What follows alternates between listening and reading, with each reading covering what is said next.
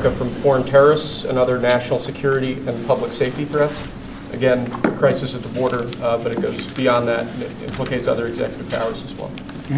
To try to turn this relationship with Trump into some kind of election issue is one where there is no new normal in terms of our trade relationship with the United States. If they do move forward with tariffs, our response will be robust and rapid and measured, but very strong.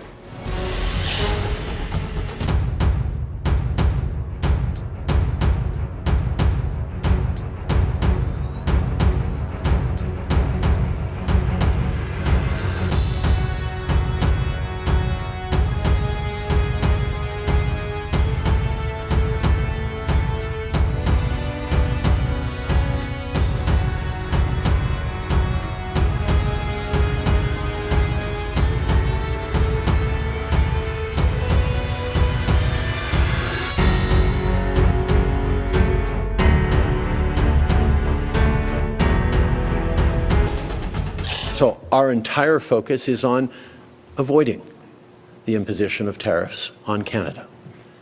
If they do move forward with tariffs, our response will be robust and rapid and measured, but very strong. The goal will be to get those tariffs off as quickly as possible. And in order to do that, everything is on the table. For the government of British Columbia, everything is on the table. And I hope for British Columbians at home, when you're at the grocery store and you have a chance to buy a product right now, you're looking carefully at the labels to support Canadian jobs and to support Canada at this critical time. You know, one of the items that we've put forward that at a provincial level we could respond to tariffs with is the government of British Columbia liquor stores are one of the biggest purchasers of American alcohol products. I think the government of Ontario's liquor stores are maybe the biggest purchasers. And as a result, our decision not to purchase American alcohol would definitely send a message. It is one of the things that could be on the table to respond to these tariffs. They are completely unjustified. They will hurt families here and in the United States. And using targeted tariffs, using non-tariff responses like refusing to buy American alcohol products are absolutely on the table for British Columbia, and they are tools that we could use. In ordinary times, we can't use them. We have trade agreements with the Americans that we have to treat their products like our own. But if they're not going to abide by our trade agreements, then neither are we. Well, Wolf, there's really no way to prepare for the devastation that these tariffs will cause here in British Columbia, as well as in the United States, other than to respond in kind, to ensure that the Americans understand, to redouble our efforts to diversify our trading partners away from the United States, something we've been successful in doing, but we need to keep doing more of. And finally, to strengthen our economy and get those projects rolling to ensure that there are employment opportunities for people who may be displaced from their jobs because of the tariffs. That work is all underway.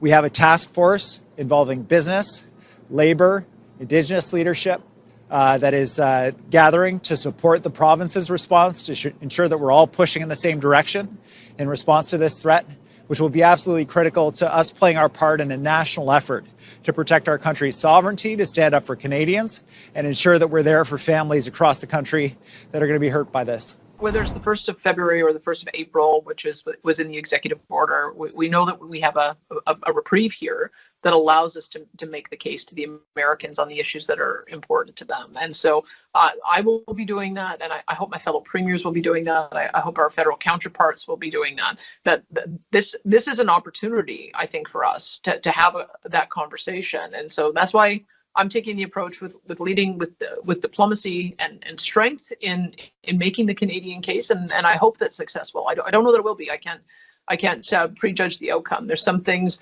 that the U.S. president has identified that are outside a province's purview, outside of our control. A lot of that requires federal action.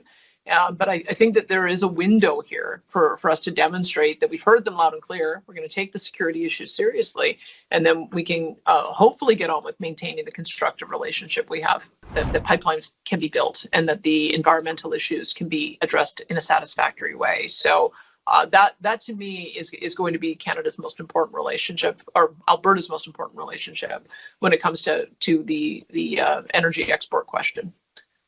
Thank you. And we have time for 2 more questions. We're going to go to David Aiken, and then our last question will be Rick Bell. So David, go ahead and ask a question. Good morning, Premier. Thanks again for taking our questions. We have a poll from our friends at Ipsos out this morning that says 80% of the country favors retaliatory tariffs. And I just wondered if that, and I think there's been other polls like that, would that influence your thinking at all in how Canada might respond? Well, I don't govern by opinion polls. I govern by what I think is the right approach. And my conversations with members of the incoming administration have been very friendly and very positive. And so this is a long-term relationship. This is a relationship that's lasted more than 100 years. We have, from time to time, skirmishes, but you don't torch a 100-year relationship over a temporary problem. You identify the issues that are causing the irritation, and then you work through them one at a time. But I think that my objective, if I have a plan to double our energy production and double our pipeline capacity, it seems to me those conversations have to start now. So that's the reason why I think I'm just going to keep on building on the relationship first, and we'll see if my approach is successful. But I think that I understand why people are scared. That's part of what that reaction is that people are emotional, people are scared. And I think it's up to political leadership to be diplomatic and to be giving some assurance that we're working on this. And that's what I'm trying to do. I'm working on it. I'll do my best. I hope it works. But it's the way that I have been able to have some success in already building some really good friendships down here, and I'm going to keep doing it. Many of whom have been your critics all the way along, that believe that what happened yesterday, that is to say, not the reprieve, but the fact that there is some sort of timeline, February 1st, April 1st, whatever, that see that contend that you failed, that your approach, has failed, and that it's time to load up on the retaliation. Let's get going. Let's get the the engines running, and that basically, the no more Mr. Nice Guy. Now we're going to go for it. We're going to go at it. We're going to get ready. What do you say to that? If there's a failure, the failure lands at the feet of Justin Trudeau, who damaged the relationship with the incoming president by his antics in the first round of negotiations.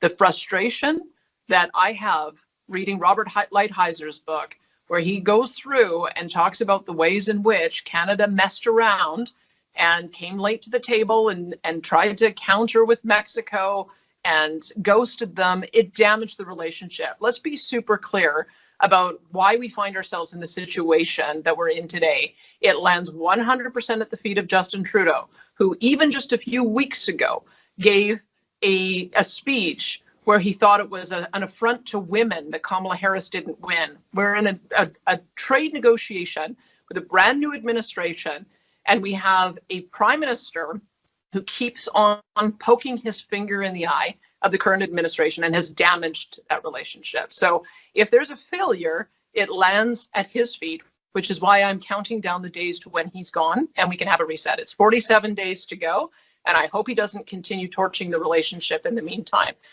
All I can do is try to repair and build relationships that should have been repaired and built over the last 4 years. That is what we do by having our office in Washington.